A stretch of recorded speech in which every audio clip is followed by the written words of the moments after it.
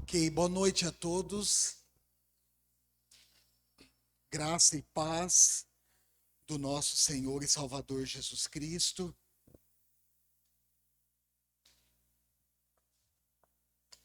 É uma imensa alegria estar aqui de volta. Hoje um pouco rouco, um pouquinho de dificuldade com a voz, mas acredito que nada que atrapalhe tanto assim a comunicação da palavra de Deus. Abra sua Bíblia comigo, por gentileza, lá no livro de Atos dos Apóstolos, capítulo 11.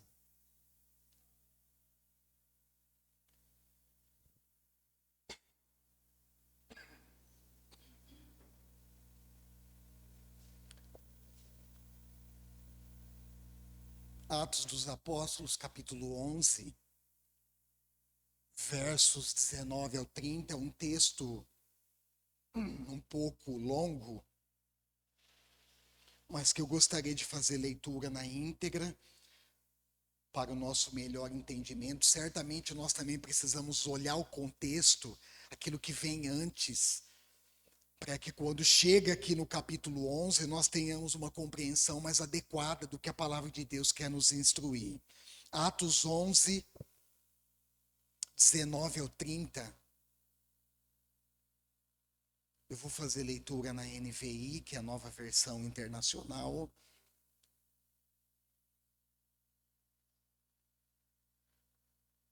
E você acompanhe na sua Bíblia, seja ela impressa ou seja na sua versão instalada no celular. Os que tinham sido dispersos por causa da perseguição desencadeada com a morte de Estevão, chegaram até Fenícia, Chipre e Antioquia, anunciando a mensagem apenas aos judeus. Alguns deles, todavia, cipriotas e sirineus, foram a Antioquia e começaram a falar também aos gregos, contando-lhes as boas novas a respeito do Senhor Jesus. A mão do Senhor estava com eles e muitos creram e se converteram ao Senhor. Notícias desse fato chegaram aos ouvidos da igreja em Jerusalém e eles enviaram Barnabé a Antioquia. Este ali chegando e vendo a graça de Deus ficou alegre e os animou a permanecerem fiéis ao Senhor de todo o coração. Ele era um homem bom, cheio do Espírito Santo e de fé, e muitas pessoas foram acrescentadas ao Senhor. Então Barnabé foi a Tarso procurar Saulo, e quando o encontrou, levou-o para Antioquia. Assim, durante um ano inteiro, Barnabé e Saulo se reuniram com a igreja e ensinaram a muitos. Em Antioquia, os discípulos foram pela primeira vez chamados cristãos. Naqueles dias, alguns profetas desceram de Jerusalém para Antioquia. Um deles, Ágabo, levantou-se pelo Espírito, predisse que uma grande fome sobreviria a todo o mundo romano, o que aconteceu durante o reinado de Cláudio. Os discípulos, cada um segundo as suas possibilidades, decidiram providenciar ajuda para os irmãos que viviam na Judéia, e o fizeram, enviando suas ofertas aos presbíteros, pelas mãos de Barnabé e de Saulo. Amém. Obrigado, irmãos. Obrigado, Cleison. Ok. Na semana passada, nós, então, trabalhamos 2 pontos do Evangelho. Nosso tema ao longo dessas semanas tem sido o Evangelho. E nós trabalhamos na semana anterior 2 pontos a partir da definição paulina do Evangelho. E eu quero recordá-los nessa ocasião. Primeiro, obrigado, viu, meu irmão? É que o Evangelho é o poder de Deus para a salvação de todo aquele que crê. O que nós precisamos entender, irmãos, é que o Evangelho é uma mensagem histórica, verdadeira e com um teor exclusivo. Qual é a exclusividade desse teor? Quando nós anunciamos o Evangelho, nós estamos falando a respeito de Jesus Cristo, o Filho de Deus, que veio para nos salvar. Amém? E esse Evangelho, ele precisa ser proclamado com coragem, com fidelidade, em todas as nações do mundo. Porque quando nós fazemos isso, nós estamos primeiro cumprindo a ordem do Senhor Jesus, eu vou falar disso daqui a pouquinho. E nós estamos então assim oferecendo, na realidade Deus, o próprio Deus, ele está oferecendo oportunidade para que todas as pessoas possam responder a sua palavra.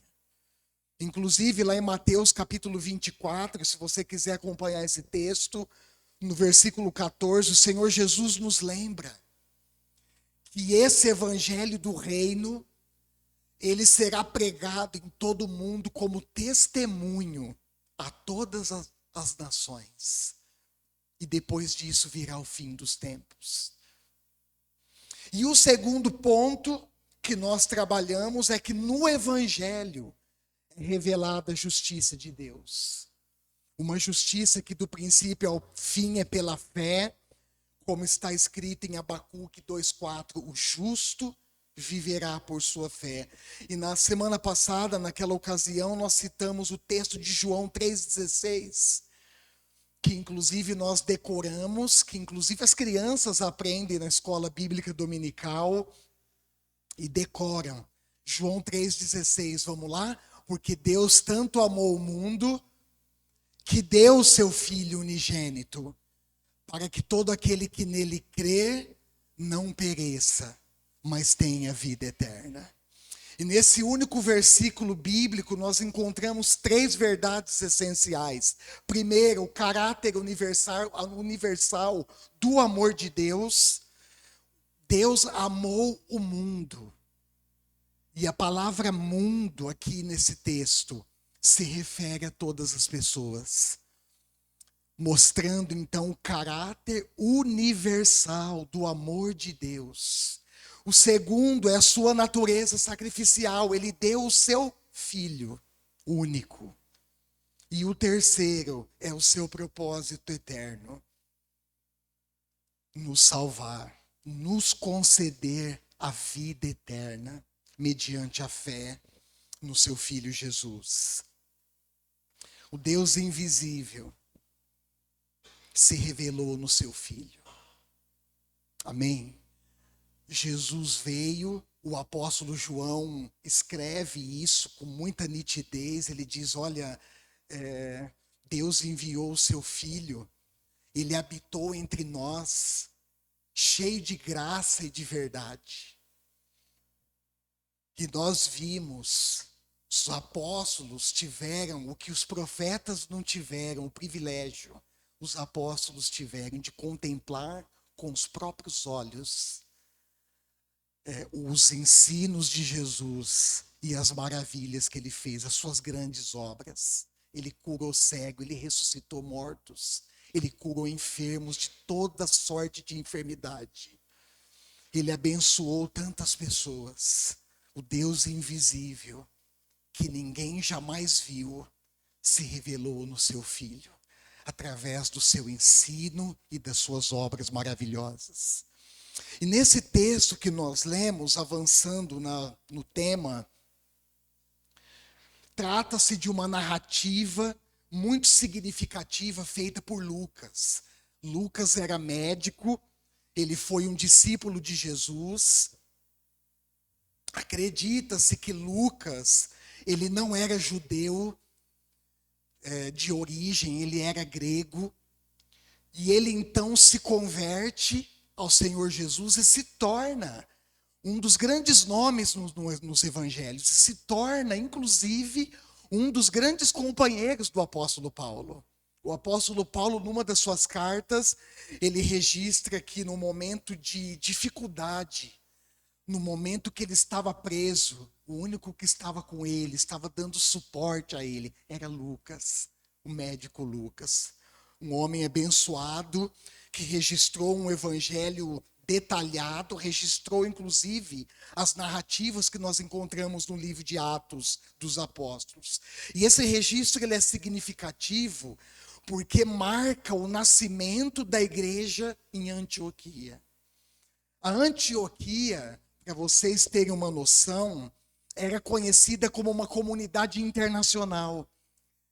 Era um lugar de referência no mundo naquela época. E, consequentemente, com isso, a igreja estava ganhando proporções ainda maiores. A igreja estava se espalhando por várias partes do mundo e ganhando proporções internacionais.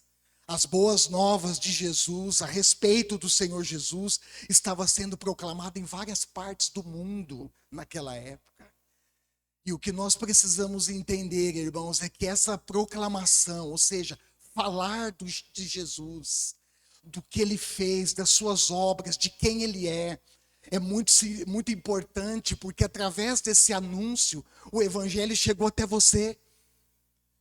Através desse anúncio, o evangelho chegou até nós, e é esse evangelho que eu estou proclamando para vocês nessa noite. E que nós precisamos sair daqui guardando isso no coração, aplicando na nossa vida o que a Bíblia ensina e proclamando e ensinando aos outros. É assim, é através desse anúncio. Paulo escreve aos Romanos e ensina que a fé vem pelo ouvir. E ouvir a palavra de Deus. Se nós queremos, irmãos, que o mundo à nossa volta seja transformado, se nós queremos ser nós mesmos transformados, nós precisamos desse evangelho. E nós precisamos anunciar esse evangelho, para que as pessoas creiam em Jesus e tenham suas vidas transformadas. Lá em Marcos 16:15, essa é a ordem de Jesus para os seus discípulos após a sua ressurreição. Vamos ler esse texto junto comigo. Marcos 16:15. Abre aí, por favor.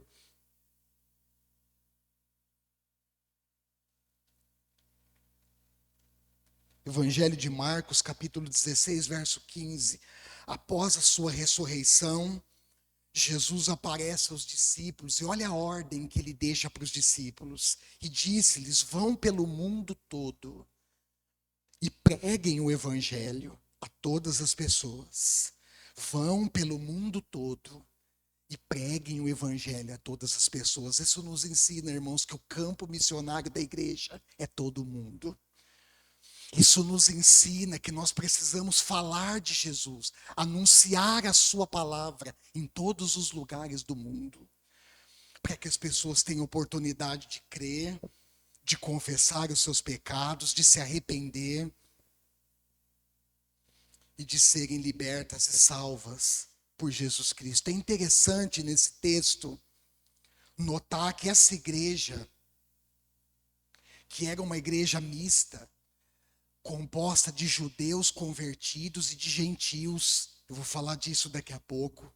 Essa igreja, ela nasce a partir não de situações ideais, mas de situações adversas. Às vezes, irmãos, eu olho para a igreja como um todo e eu fico pensando que às vezes nós esperamos situações ideais, situações que nos favoreçam a fim de que isso contribua para o crescimento. Mas quando nós olhamos para essa narrativa de Lucas, nós vemos exatamente o contrário.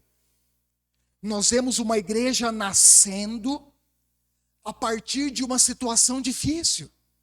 E se você for olhar no contexto, a situação difícil era uma perseguição, uma perseguição que desencadeou-se a partir da morte de Estevão, que foi o primeiro mártir cristão. A Bíblia ensina que Estevão era um homem cheio do Espírito Santo. Ele anunciava o evangelho com coragem no poder de Deus. E esse homem foi confrontado pelos líderes religiosos. Ele foi perseguido e foi morto, apedrejado. Atos capítulo 8. E a partir dessa morte de Estevão, desencadeou-se uma perseguição enorme sobre a igreja. E foi a partir dessa perseguição que a igreja, então, ela começa, os discípulos que foram pela primeira vez em Antioquia, chamados de cristãos, eles se dispersam por vários lugares. E Lucas registra alguns lugares os quais eles se dispersaram. E essa perseguição, irmãos, forçou a igreja, que estava concentrada em Jerusalém, a se deslocar para outros lugares do mundo. E esse movimento foi um movimento muito positivo. Porque através desse movimento, repito, o evangelho chegou até você, até mim, até nós. E Lucas, ele aponta aqui, eu quero destacar com vocês. Dá mais um enter, Davi, por favor. Tem algumas ênfases da mensagem. Isso. Lucas, ele aponta dois motivos principais desse movimento. Primeiro, lá no versículo 21, dá uma olhada aí, Atos 11, 21. A mão do Senhor estava com eles. Preste atenção numa coisa que eu vou te dizer, que a Bíblia ensina. Quando a mão de Deus está conosco, nada e ninguém pode nos parar. Bem, mas preste atenção o que Lucas escreve. A mão do Senhor estava com eles.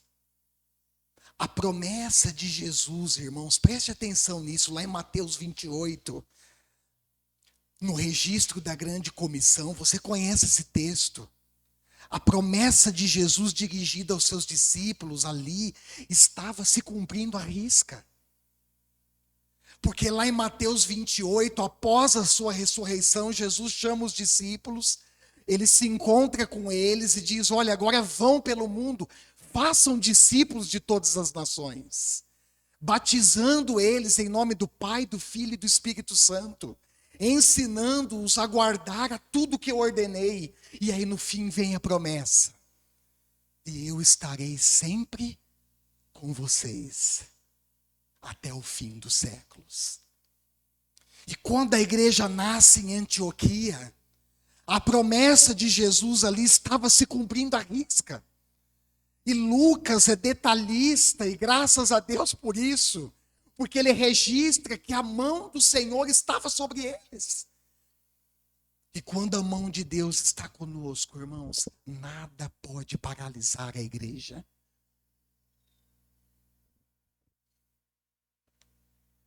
Deus nunca, não esquece isso, Deus nunca nos deixa só quando nós estamos servindo os seus propósitos.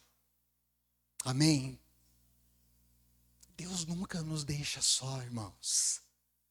Quando nós olhamos para os evangelhos, nós encontramos promessas de Jesus sobre isso. Nós não estamos sozinhos. Há um Senhor da glória que se assenta no seu trono no céu, que lidera, que governa, que comanda, que dirige, que é a cabeça da sua igreja.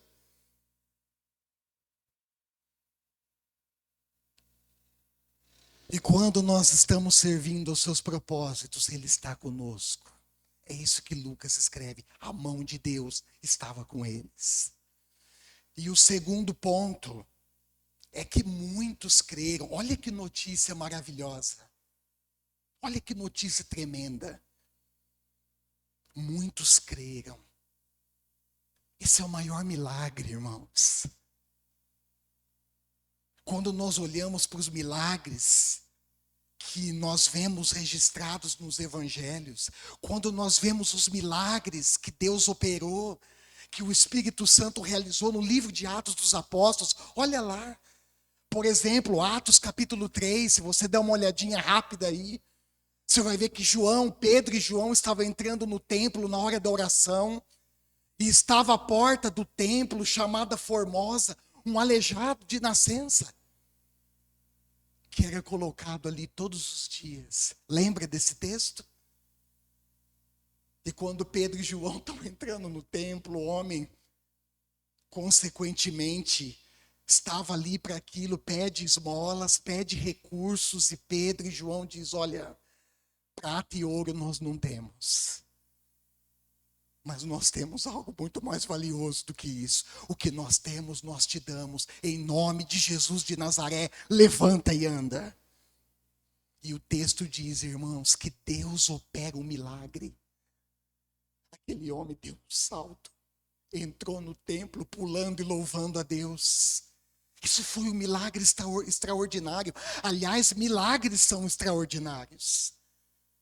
Mas quando eu olho, irmãos, para o que a Bíblia ensina sobre a perversidade no coração humano, eu vejo que o maior milagre é quando a palavra de Deus é anunciada e as pessoas, pelo poder do Espírito, são convencidas e creem no Evangelho.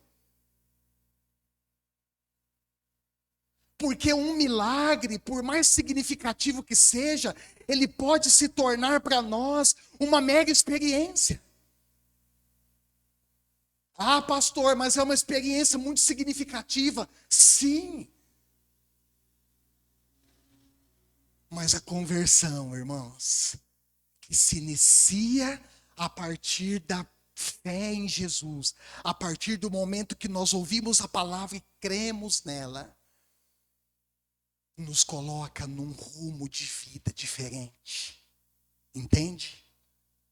A conversão, ela é muito mais importante como uma condição do que como uma experiência. E infelizmente, o que eu vou dizer para vocês aqui com tristeza é uma realidade de muitas pessoas, irmãos, que vêm para Jesus em um determinado momento, que crê na palavra, mas que encaram a conversão como uma mega experiência. E infelizmente, preste atenção, infelizmente isso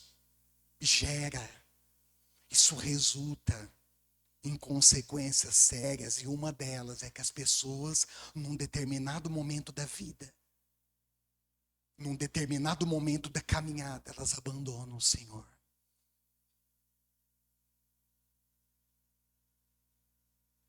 Mas quando nós, irmãos, o texto diz, muitos creram e se converteram ao Senhor, certamente quando eu olho para isso, eu vejo que aqui era o start, era a largada. Como eu já falei para vocês aqui em algumas ocasiões, a fé cristã não é uma maratona de 100 metros rasos. Andar com Deus, viver com Deus não é um dia, um mês, uma semana, um ano. Andar com Deus e viver com Deus é o resto da nossa vida. E certamente o que Lucas registra é o início de uma longa caminhada.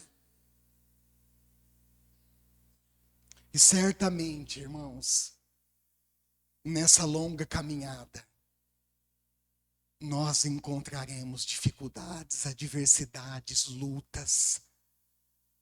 Nós enfrentaremos as vicissitudes da vida, as tempestades da vida. Quem é de nós que não enfrenta tempestades na vida? O Evangelho de Deus, ele não pode ser vendido como simplesmente um passaporte que nós adquirimos direto para o céu. Há uma caminhada aqui, queridos, que envolve o nosso esforço, a nossa renúncia. Jesus disse para a multidão que o seguia, olha, se alguém quiser me seguir, negue-se a si mesmo. Tome a sua cruz diariamente e me siga. Há uma longa caminhada. Há momentos de alegria, há momentos de milagres, há momentos de bonança, mas também, querido, há momentos de lutas.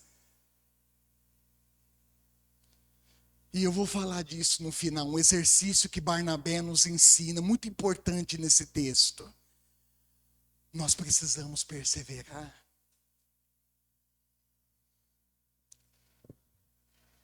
A proclamação intencional e fiel do evangelho, corajosa. Eu vejo aqui, irmãos, uma igreja corajosa que não se intimida com a perseguição, mas que sai e difunde e proclama e espalha o evangelho por todas as partes daquela região. E o efeito gerado, o resultado é que judeus e gregos estavam crendo e se convertendo ao Senhor. Nós precisamos entender que a responsabilidade da igreja é anunciar as boas novas em Cristo. E o trabalho do Espírito Santo é convencer o coração das pessoas. Às vezes, irmãos, eu via pessoas falando de Jesus. Até hoje acontece isso. Pessoas testemunhando de Jesus com tanta coragem. Sabe, aquelas pessoas apaixonadas por Jesus, que para no posto de combustível e evangeliza o frentista. Sabe, aquelas pessoas apaixonadas por Jesus, que está na fila do açougue e está falando de Jesus. Sabe? Cada oportunidade para ele não é uma oportunidade desperdiçada, mas ele aproveita. Mas eu também já vi, irmãos, muitas pessoas bem intencionadas nesse sentido, mas que tentaram ocupar o papel do Espírito Santo nessa tarefa. Fala e tenta convencer as pessoas. Entenda uma coisa, nossa responsabilidade é falar de Jesus, e a do Espírito Santo é convencer o coração humano. Fale de Jesus. Fale dele. Fale da obra que ele tem feito na sua vida. Fale dos milagres que ele já operou na sua vida. Fale especialmente de quem ele é para você. Quem é Jesus para você? Fale quem é Jesus para nós. E deixa o Espírito Santo fazer o papel dele, o trabalho dele. João 16:8. No seu discurso de despedida no cenáculo, Jesus diz: olha, quando ele vier, ele estava se referindo ao Espírito Santo, ele convencerá as pessoas do pecado, da justiça e do juízo. Esse é o papel do Espírito Santo. O evangelho, irmãos, ele rompe barreiras. Olha para a pessoa que está do seu lado, não deixa ela cochilar, não. Fala assim para ela, aguenta aí. Fala para ela, pode falar. Aguenta aí, o pastor está terminando. Segura aí. Ótimo. Agora fala assim para ela, mas fala com convicção, porque está na palavra de Deus, você está agora. O evangelho rompe barreiras.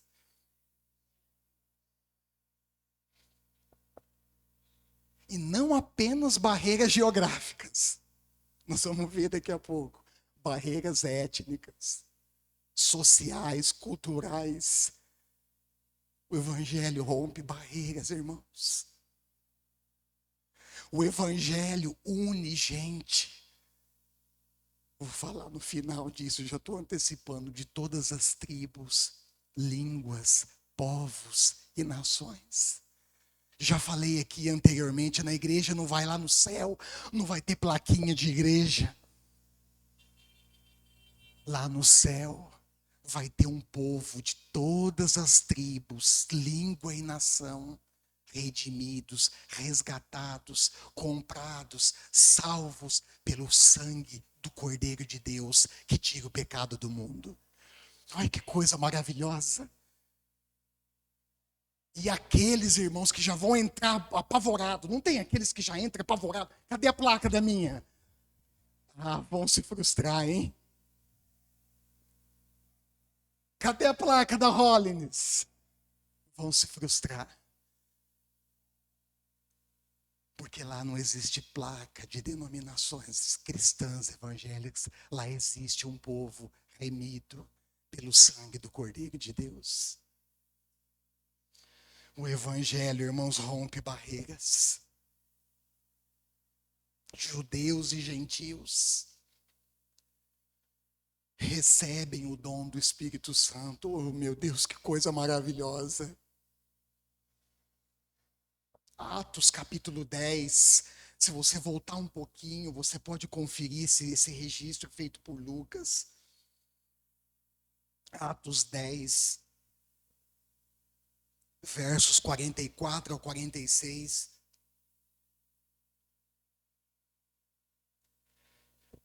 Vou resumir notícias desse crescimento da igreja chega em Jerusalém.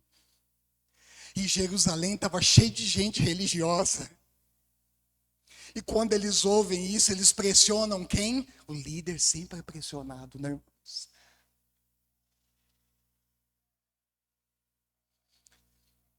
Às vezes com razão, às vezes sem razão. Enfim, chega até os ouvidos dos religiosos em Jerusalém. Eles chamam Pedro e falam: Pedro, que negócio que é esse? Como assim? Nós somos o povo da aliança. Davi, dá mais um enter, por favor. Isso. Nós somos do partido. Olha só, irmãos, que chique. Ai, ai, ai.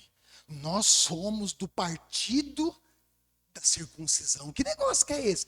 E incircuncisos estão se convertendo? E mais, incircuncisos estão recebendo o mesmo dom que nós recebemos? E aí, Pedro, irmãos? Ó, cheio do Espírito Santo. Ele fundamenta, ele responde aos religiosos a partir de uma experiência que ele havia vivenciado em Jope. Enquanto ele aguardava o almoço, lá na casa de Simão, curtidor de couro, lembra? Que, aliás, naquele tempo, naquela cultura, a profissão de curtidor de couro era uma profissão impura. Pedro está lá,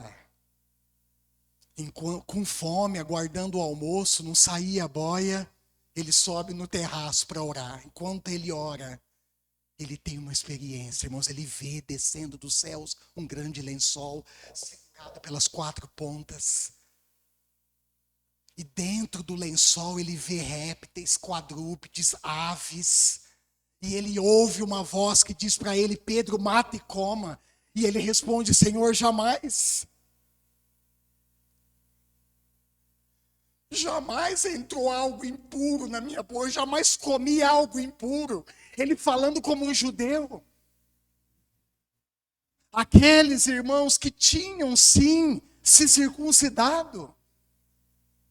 E nós sabemos, lá em Gênesis 17, quando Abraão tinha 99 anos, Deus aparece para ele e diz: Abraão, eu farei uma aliança com você. E o sinal dessa aliança será a circuncisão, que nada mais era do que o corte no corpo dos meninos.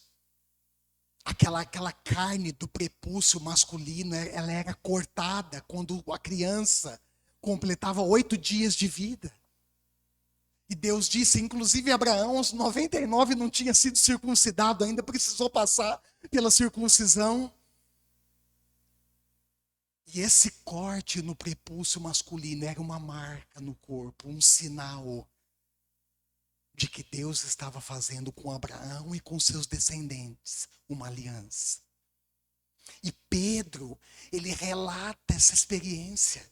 Ele argumenta a sua resposta a partir disso. E resumindo, ele diz: olha, Deus, eu não posso considerar impuro o que Deus purificou. Sim, o mesmo dom que nós recebemos, os gentios também receberam.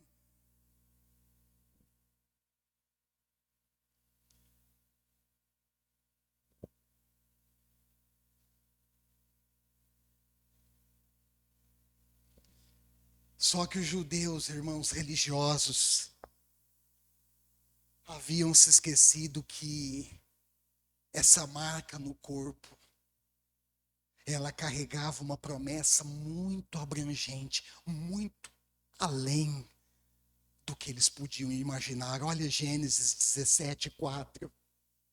Deus disse para Abraão: de minha parte, esta é a minha aliança com você. Você será o pai de muitas nações. Pai de muitas nações. Nessa linha de pensamento bíblico teológico, nós somos descendentes de quem? De Abraão, irmãos. Olha que coisa maravilhosa. Olha como Deus escolhe agir. Contrário àquilo que a mente, que o coração religioso humano alimenta. Olha que coisa maravilhosa, irmãos. Deus hoje continua chamando gente de todas as nações. Eu ouvi relatos recentemente, há algum tempo atrás, já na realidade, de muçulmanos que estão se convertendo, sabe como? O próprio Jesus está aparecendo para eles. E se declarando para eles: eu sou Jesus, o Filho de Deus. E essas pessoas estão se convertendo ao cristianismo. Olha que coisa maravilhosa.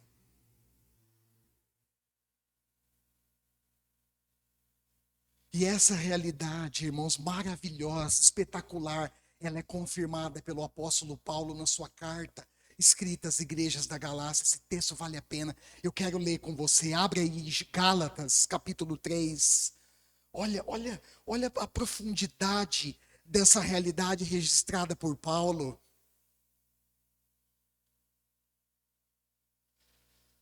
Gálatas 3, 26 ao 29.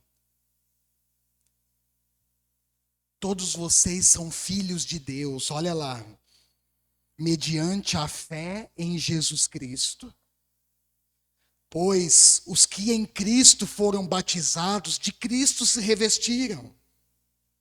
Não há judeu, nem grego, escravo, nem livre, homem, nem mulher, pois todos são um em Cristo Jesus.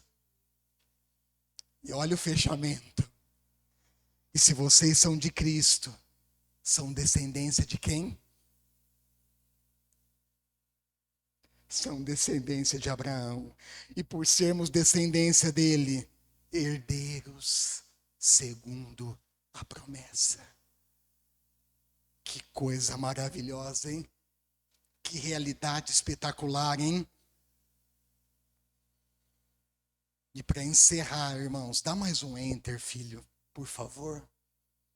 Ah, desculpa, deixa aí um pouquinho, eu esqueci, na realidade do Novo Testamento, o sangue de Jesus, Cristo, constitui a nova aliança. Não precisa mais da circuncisão, viu? Um tempo atrás eu encontrei um amigo meu, querido, lá em Guararapes, de onde a gente veio. E o filhinho dele havia nascido. Ele falou: pastor, quando ele completou 8 anos, mandei circuncidar, mandei cortar a carninha do prepúcio. Falei: tá bom, irmão. Tá bom. Eu entendi a sua atitude. Mas não é necessário mais. Por quê? Porque o sangue de Jesus, que foi conhecido na cruz, constitui a nova aliança de Deus com todos aqueles que creem nele. E eu quero encerrar destacando ainda outra realidade espetacular que a igreja que nasce em Antioquia nos ensina. A igreja, ela nasce monocultural, ou seja, uma igreja de judeus. Se você olhar lá no texto com atenção, você vai ver isso. E ela se torna multicultural. Olha para a pessoa que está do seu lado e fala assim: de mono para multi. Fala para ela. Ó, essa pega, hein? De mono para multicultural. Agora os gregos estavam se convertendo. E é importante, irmãos, lembrar que desse contexto, gregos provavelmente eram gentios, com certeza, que não eram nem sequer tementes a Deus. Eram essas pessoas que estavam se convertendo. E a partir disso, esse acontecimento no início, olha lá Atos 11:2, gerou contestação, como eu falei agora, e crítica por parte dos judeus. Porém, Barnabé foi uma figura importante. Olha só Barnabé, ele foi enviado pela igreja de Jerusalém até Antioquia. E quando ele chega lá, ele comprova com seus próprios olhos a graça de Deus agindo entre os gentios. E o agir de Deus, olha o verso 23 de Atos 11, vale a pena conferir aí, olha lá. O agir de Deus entre os gentios gerou alegria no coração de Barnabé, que os animou a permanecerem fiéis ao Senhor de todo o coração. E aqui, irmãos, tem um exercício, lembra que eu falei agora há pouco? Fundamental para a igreja praticar. Qual é esse exercício? Animar uns aos outros a permanecerem firmes, fiéis ao Senhor de todo o coração. Esse é um exercício, irmãos, que nós precisamos praticar entre nós. Animar uns aos outros. Lembrar o Deus que nós conhecemos e servimos. O Deus que fez aliança com Abraão um dia, e essa aliança se estende para nós hoje. Através do sangue de Jesus. Esse é um exercício que nós precisamos praticar. Quantas vezes, irmãos, circulando pela comunidade, quantas vezes conversando com as pessoas, quantas vezes num bate-papo informal, nós percebemos o desânimo no coração das pessoas. E a nossa tarefa diante disso é encorajar as pessoas. Encorajar os irmãos. E dizer o que Barnabé disse para eles: permaneçam fiéis. E permaneçam firmes no Senhor. E por fim, eu quero... Isso, pode dar mais um enter agora, Davi, por favor. Isso. E por fim, eu quero enfatizar ainda mais essa realidade que o Evangelho proporciona, incluindo um texto da palavra de Deus que é celestial, é extraordinário. Foi uma visão que o apóstolo João teve quando ele estava exilado na ilha de Patmos. Sabe, irmãos, quando eu olho para a palavra de Deus, meu Deus, vejo os profetas, as dificuldades, as adversidades que eles viveram. Alguns foram cerrados ao meio. Quando eu olho para os apóstolos que foram perseguidos, o texto de Atos diz que com o início da perseguição por causa da morte de Estevão, a turma se mandou de Jerusalém, só ficou os apóstolos. Quando eu vejo a luta, a rejeição, a perseguição que o Senhor Jesus viveu enquanto esteve entre nós, quanto mais eu vejo isso, mais eu vejo a mão de Deus agindo. É impressionante. Mas nós, humanos, nós fazemos um julgamento crítico ao contrário. Nós achamos que no meio da adversidade nós não encontramos nada de bom. Não é? Nós achamos, nós fazemos um julgamento de valores errados, irmãos. Nós olhamos pensamos que no meio das lutas, das tempestades da vida, Deus não está conosco. Pelo contrário, se nós somos fiéis, Ele está conosco. E esse exemplo do apóstolo João é uma realidade disso. Ele estava preso, exilado numa ilha, numa masmorra, lá no meio do mar. O que de bom tem nisso, irmãos? Mas é lá. Se hoje você tem aí na sua Bíblia o livro de Apocalipse, é porque João, nessa masmorra, ele teve visões extraordinárias. Ele teve visões celestiais, irmãos. E é esse texto, eu quero encerrar com isso. Na visão, eu vou resumir, desculpa, não dá tempo, eu queria ler tudo aqui para vocês. Mas na visão, ele vê um livro. Antes dele ver olha lá, Apocalipse, bem no comecinho, capítulo 5. Olha que coisa, só o comecinho do capítulo 5. Eu vi na mão direita daquele que está sentado no trono um livro. Em forma de rolo, era um pergaminho. Era assim que eram os livros daquela época.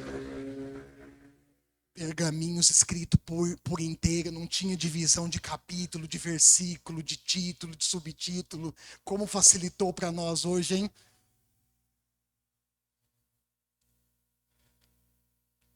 E o texto diz que João chora angustiado porque não havia ninguém digno de abrir esse rolo.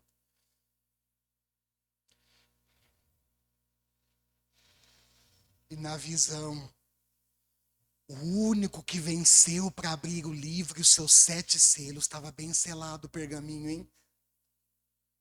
Foi o leão da tribo de Judá, a raiz de Davi. E quando o cordeiro, ele vê, ele tem essa visão extraordinária, um cordeiro que estava em pé no centro do trono, recebe o livro da mão direita daquele que estava no trono. Quando isso acontece, irmãos, ouve-se uma canção celestial. Apocalipse 5:9, dá uma olhada aí, a canção é: Tu és digno de receber o livro e de abrir os seus selos, pois foste morto e com o teu sangue compraste para Deus gente de toda tribo, língua, povo e nação. Tu és digno, vou repetir, porque vale a pena muito, de receber o livro, de abrir os seus selos, pois foste morto e com o teu sangue compraste, resgataste para Deus gente de toda tribo, língua, povo e nação. O sangue de Jesus Cristo une numa só igreja gente de todas as partes do mundo. É isso que nós vamos encontrar no céu, irmãos. A família de Deus é grande. A família de Deus é grande. E rica em diversidade. Vamos celebrar essa realidade hoje. Amém? Feche seus olhos por um instante.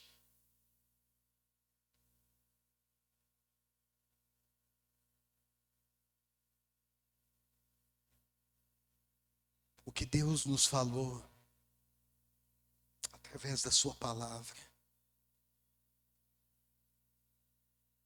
não pode simplesmente ser ouvido por nós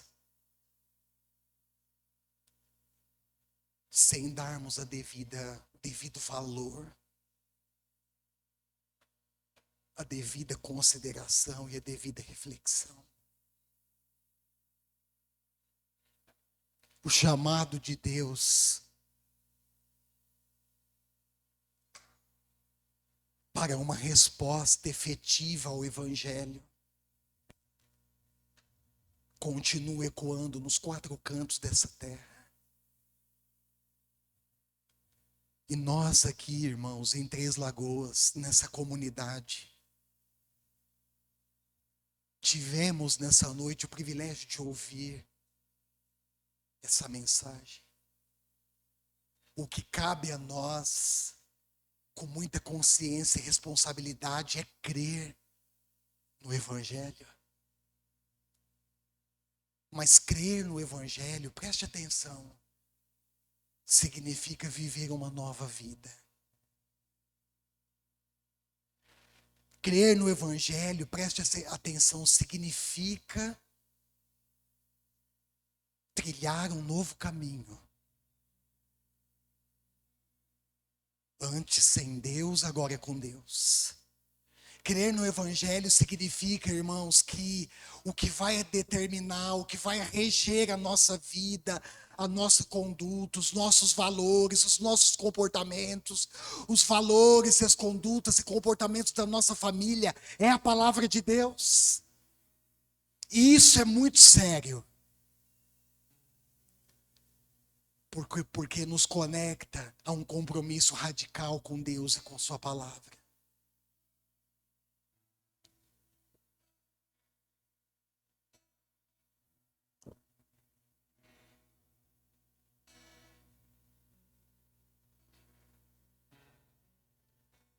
Responda a Deus.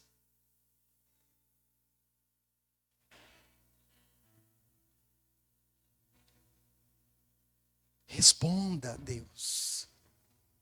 Responda a sua palavra revelada que foi comunicada aos nossos corações nessa noite.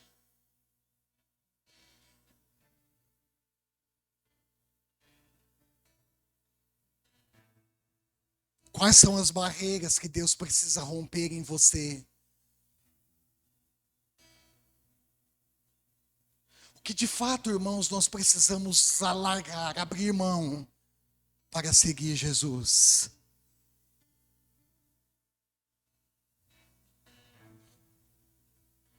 Ore ao Senhor, fale com Deus. Responda a sua palavra. Se precisar acertar os ponteiros, acerte, esse é o momento. Se precisar renunciar pecados, abandonar pecados, faça isso.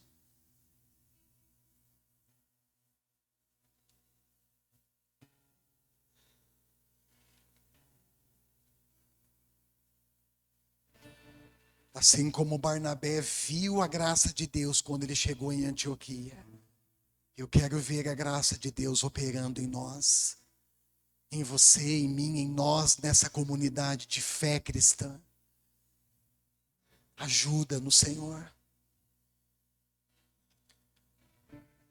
a não somente compreender o que a Tua palavra ensina, que o Seu Evangelho rompe barreiras, muito mais do que barreiras geográficas, barreiras étnicas, sociais, culturais, ideológicas. Ajuda-nos a viver essa realidade entre nós.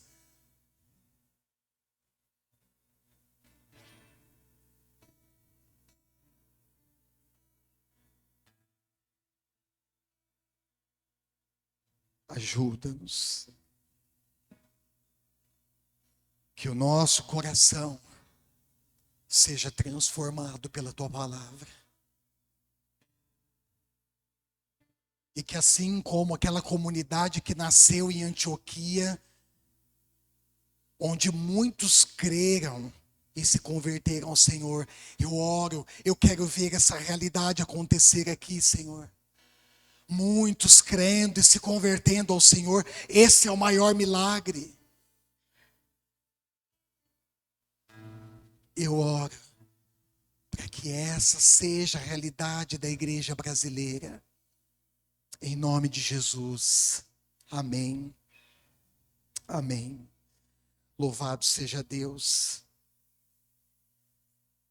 Aqueles que vão posteriormente nos acompanhar pelo canal do YouTube, que Deus te abençoe, você seja encorajado pela palavra de Deus e compartilhe essa mensagem com outras pessoas. Deus te abençoe. Irmão,